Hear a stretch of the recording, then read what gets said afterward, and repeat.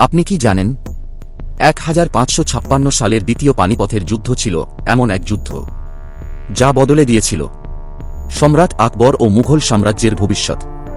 1556 সাল পানিপথের প্রান্তরে দাঁড়িয়ে আছে ইতিহাসের এক মোড়, যে যুদ্ধ বাঁচিয়েছিল মুঘল সাম্রাজ্যকে আর গড়ে দিয়েছিল সম্রাট আকবরের ভবিষ্যৎ। মুঘল সম্রাট হুমায়ুনের আকস্মিক মৃত্যুর পর সিংহাসনে বসেন তার পুত্র আকবর। তখন তাঁর বয়স মাত্র 13 বছর। এই দুর্বলতার সুযোগ নেন সুর বংশের সেনাপতি হেমচন্দ্র বিক্রমাদিত্য, যিনি ইতিহাসে পরিচিত হেমু নামে। হেমু একের পর এক যুদ্ধে মুঘলদের পরাজিত করে আগ্রা ও দিল্লি দখল করেন এবং দিল্লির সিংহাসনে বসে নিজেকে ঘোষণা করেন রাজা বিক্রমাদিত্য। মুঘলদের সামনে তখন একটাই পথ, দিল্লি পুনরুদ্ধার ও হিন্দু সাম্রাজ্যের অবসান। 1556 সালের 5ই নভেম্বর বর্তমান হরিয়ানার পানিপথে দুই শক্তির মুখোমুখি সংঘর্ষ ঘটে।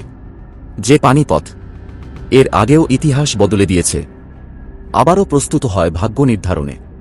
একদিকে কিশোর সম্রাট আকবর, তাঁর অভিভাবক ও সেনাপতি বাইরাম খাঁ, তুলনামূলক ছোট কিন্তু সুসংগঠিত মুঘল বাহিনী। অন্যদিকে হেমু, বিশাল সেনাবাহিনী, শতাধিক যুদ্ধহাতি ও প্রবল আত্মবিশ্বাস। সংখ্যা ও শক্তিতে হেমুর বাহিনী ছিল অনেক এগিয়ে। যুদ্ধ শুরু হতেই হেমু প্রবল আক্রমণ চালান। মুঘল বাহিনী ধীরে ধীরে পিছিয়ে পড়ে, পরাজয় যেন অনিবার্য। ঠিক সেই সময় একটি তীর এসে হেমুর চোখে বিদ্ধ হয়। রক্তাক্ত অবস্থায় হেমু অচেতন হয়ে পড়েন। নেতাকে পড়ে যেতে দেখে হেমুর সেনাবাহিনীতে ভয় ও বিশৃঙ্খলা ছড়িয়ে পড়ে। এই সুযোগে মুঘল বাহিনী পাল্টা আক্রমণ চালায়। হেমু বন্দী হন। শেষ পর্যন্ত তাঁর মৃত্যু ঘটে। দ্বিতীয় পানিপথের যুদ্ধে মুঘলরা জয়লাভ করে। দিল্লি ও আগ্রা পুনরুদ্ধার হয়। মুঘল সাম্রাজ্য ধ্বংসের হাত থেকে রক্ষা পায়।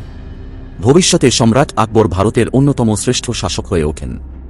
একটি যুদ্ধ, একটি তীর, আর ইতিহাসে শুরু হয় এক নতুন অধ্যায়। যদি আলোচ্য গল্পটি আপনার ভালো লেগে থাকে তাহলে ভিডিওটি লাইক করুন, শেয়ার করুন, চ্যানেলটি সাবস্ক্রাইব করুন, কারণ ইতিহাস তখনই বেঁচে থাকে যখন আমরা তাকে মনে রাখি। ধন্যবাদ।